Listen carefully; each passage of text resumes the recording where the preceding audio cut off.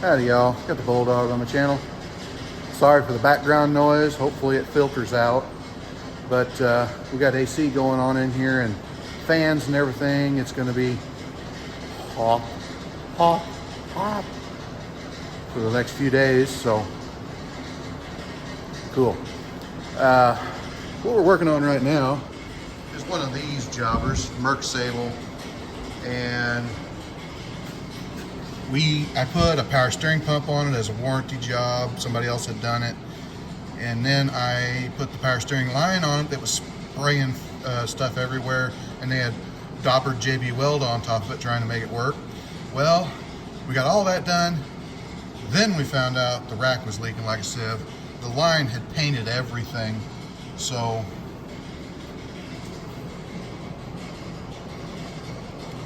they were wondering how long they could go with it. Not long. And it sat here for 6 months while we waited on payment. But this side, I don't know how bad it's leaking, but this whole area was just completely painted with fluid from the line and the pump and everything else. So whenever it's like that, and the pump was locked up with the pulley broke off of it. So you didn't do anything there.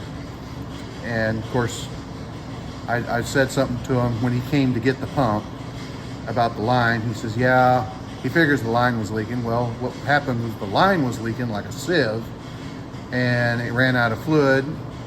With no fluid in it, that pump locked up and busted the pulley off. So he got the pump warranted.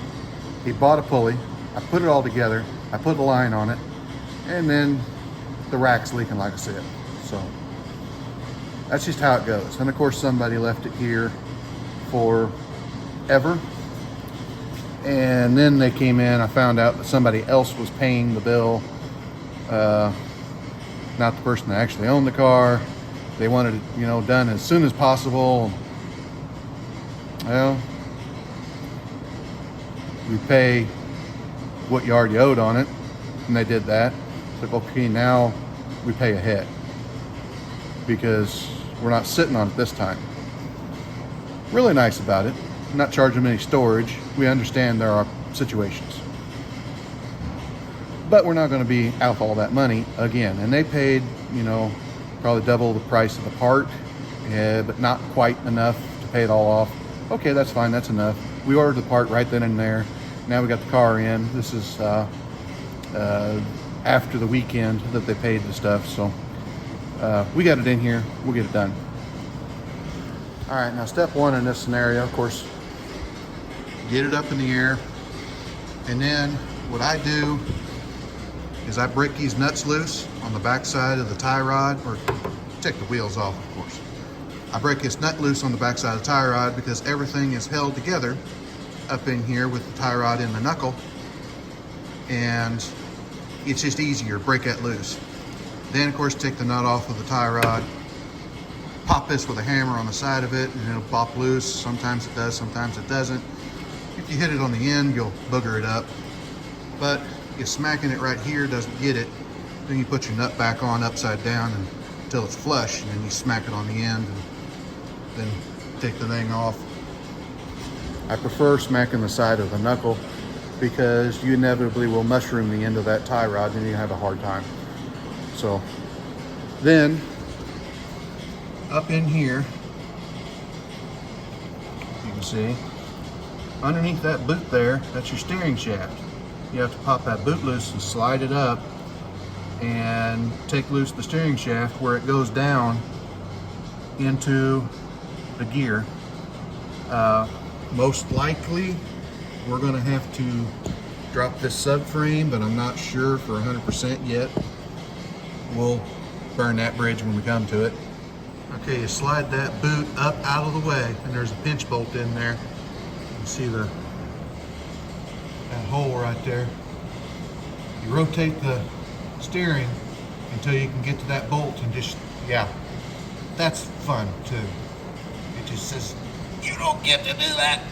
Anyway, come all the way out here with a long extension and a swivel socket. You can bust that loose and get her right out. All right, best to remove the lines from the top side. So we got the hood up, I got the air box out here, and down there, kind of difficult to see it, that's where the lines go into the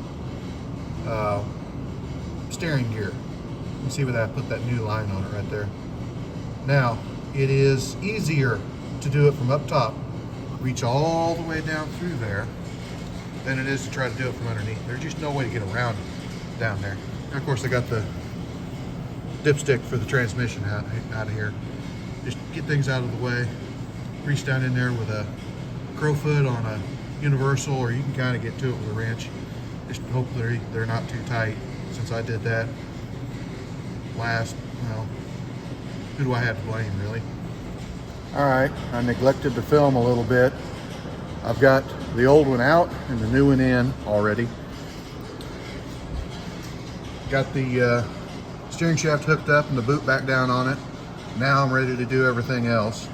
Now this thing has a bracket on top of the rack that I left off. I mean, I tried to put it back in there with the bracket bolted to it, but it didn't work. Now I left the tie rod ends off also, kind of make it a little bit better.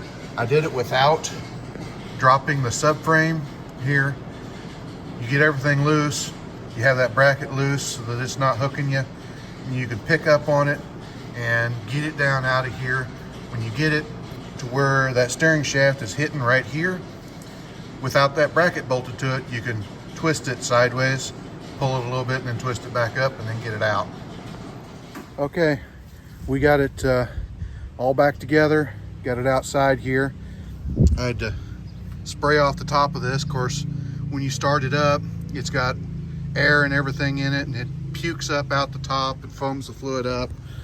So took it outside and racked it back and forth a few times. Cleaned that all off after I shut it off. When you shut it off, that's when it likes to belch up out of there. And these Fords are usually bad about taking a couple, 3 times before it gets all the air bled out of the system.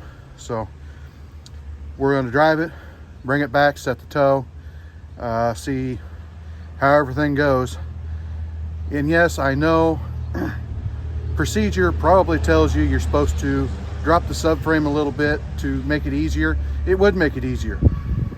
But we're up here in the rust belt, and chances are, knowing from experience, that when I go to take them subframe bolts out, they're going to back up a little bit and the nut's going to start spinning on top, and then I'm screwed because I can't tighten it back up, and you're inside cutting a hole in the floorboard so that you can access the top of the nut and bolt. The nut's just either caged in there or welded in there on the inside, and when it breaks loose, you got a bad day, especially when the darn thing's on the lift. You can't open the door all the way. It's just not a good thing, and rust is a terrible issue. I do things, you know, from my own experience, where I've had stuff like that happen. If there's no other way, yeah, I go that route, but I do things differently because I'm looking for the least path of resistance, and sometimes working twice as hard is the least path of resistance. So we'll get it test drove, get the tow set, call this one good. Like, comment, subscribe, hit your little bell notification, share it all around. We'll talk to you later.